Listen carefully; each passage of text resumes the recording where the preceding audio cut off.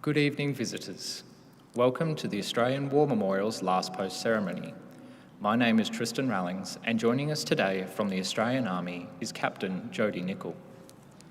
We warmly welcome Air Commodore Retired Peter McDermott, National Director, Air Force Association. We welcome the veterans who have served, those that are still serving, and the families who love and support them. We acknowledge the members of RSL Services Clubs Association, RSL Victoria and RSL Queensland who are watching the broadcast of this ceremony across Australia. During this evening's ceremony, wreaths will be laid at the base of the Pool of Reflection by visitors to the memorial. If you are able, please stand and join in singing the National Anthem.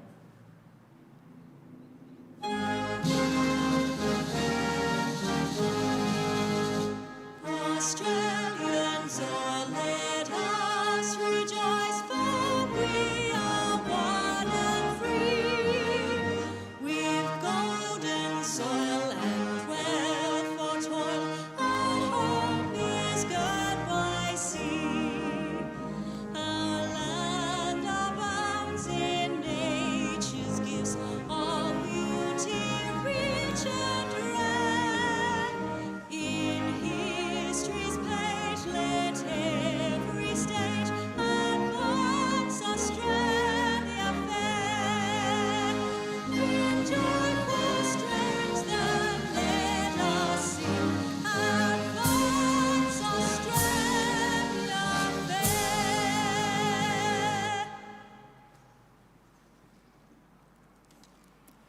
If you are able, please be seated. The Australian War Memorial was the vision of Charles Bean, Australia's First World War official historian. Bean landed with the Australian troops on Gallipoli and stayed with them at the front through to the end of the war. The idea of this national memorial and museum came to him at Pozières, France, in the depths of the bloody fighting of 1916. Bean's idea was that this would be a place where families and friends could mourn loved ones buried in faraway places. It would also be a place that could help all Australians understand what these men and women had endured and what they had done for us. Bean's vision, to which we remain true, is best expressed as inscribed in the entrance to the memorial's galleries. Here is their spirit in the heart of the land they loved, and here we guard the record which they themselves made. Tonight, we will read the story behind just one of those on the Roll of Honour, which lists the names of the more than 102,000 men and women who have given their lives for us in war and on operations over more than a century. But first, we present a lament, Flowers of the Forest. Wreaths or floral tributes will now be laid at the base of the Pool of Reflection.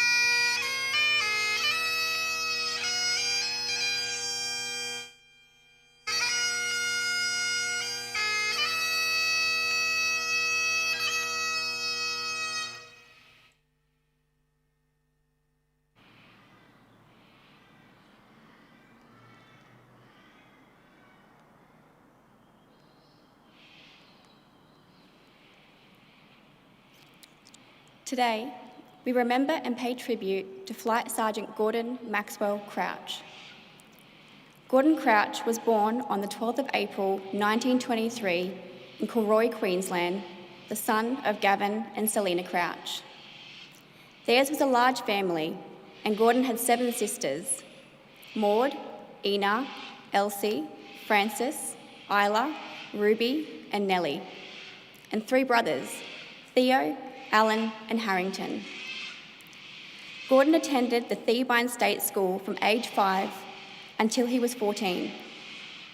He was an athletic child, fond of cricket, tennis, football, and swimming, but he was particularly fond of dancing. After leaving school, he worked on his father's dairy farm. On the 3rd of July 1941, Crouch enrolled in the Royal Australian Air Force Reserve. As he was 18, he obtained his father's permission to do so. He gave his occupation as a market gardener in order to officially enlist with the RAAF on the 8th of November. Before he left for training, he and 2 other locals were farewelled by the district. So began a period of intense training, and it wasn't until the end of July 1942 that Crouch embarked from Melbourne, arriving in Canada the following month. There, as part of the Empire Air Training Scheme, Crouch was one of almost 27,500 RAAF pilots, navigators, wireless operators, gunners, and engineers who, throughout the course of the war, joined squadrons based in Britain. Earning his pilot's flying badge in March 1943, Crouch embarked for the United Kingdom shortly afterwards, arriving in April. He was attached to the Royal Air Force and spent the following months in training. By February 1944, Crouch was flying with the number 63 Operational Training Unit out of Royal Air Force Base, Honolulu. The unit was training its pilots in night fighting. That night, Crouch was piloting a Hurricane when something went wrong. The aircraft was seen to dive almost vertically downwards before it crashed into the ground near the village of Barton-on-the-Heath in Warwickshire, England. Flight Sergeant Crouch died instantly, just over a month before his 21st birthday. Today, his remains lie buried at the Oxford Botley Cemetery under the inscription, "His country called, he answered." Crouch was sorely missed by his friend Keith Hoffman, who wrote a tribute to his pal in the Gympie Times and placed in memoriam notices in the newspapers for years after his death.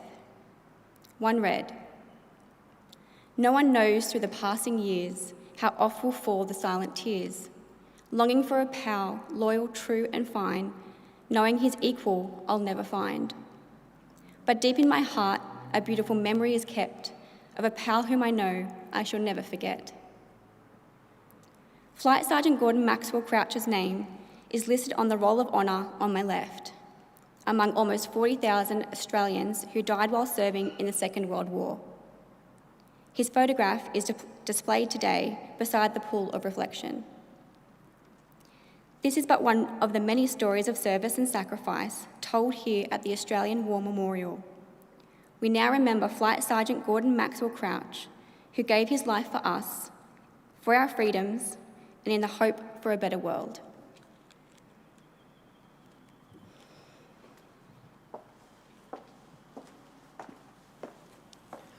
Please stand for the reading of the Ode and the sounding of the last post.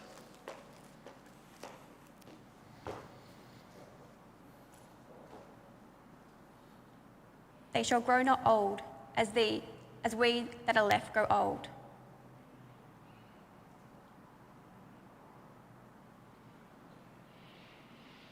Age shall not weary them, nor the years condemn. At the going down of the sun, and in the morning, we will remember them. We will remember them.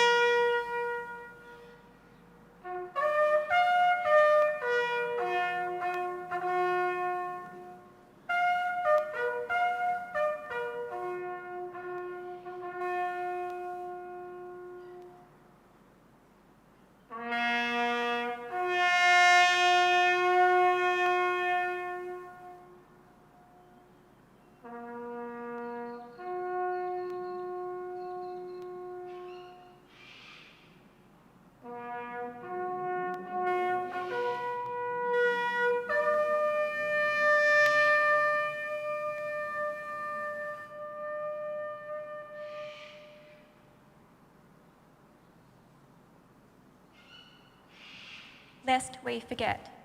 Lest we forget.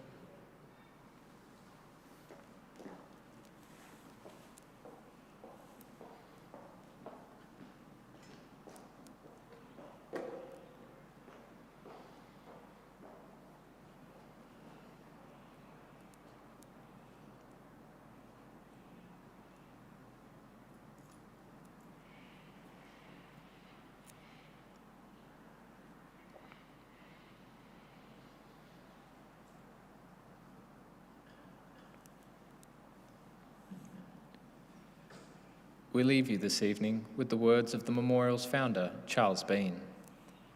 Many a man lying out there at Pozières or in the low scrub at Gallipoli, with his poor, tired senses barely working through the fever of his brain, has thought in his last moments, well, it's over. But in Australia, they will be proud of this. Ladies and gentlemen, girls and boys, that concludes the last post ceremony. We thank you for visiting the Australian War Memorial and wish you all a very good evening. Thank you.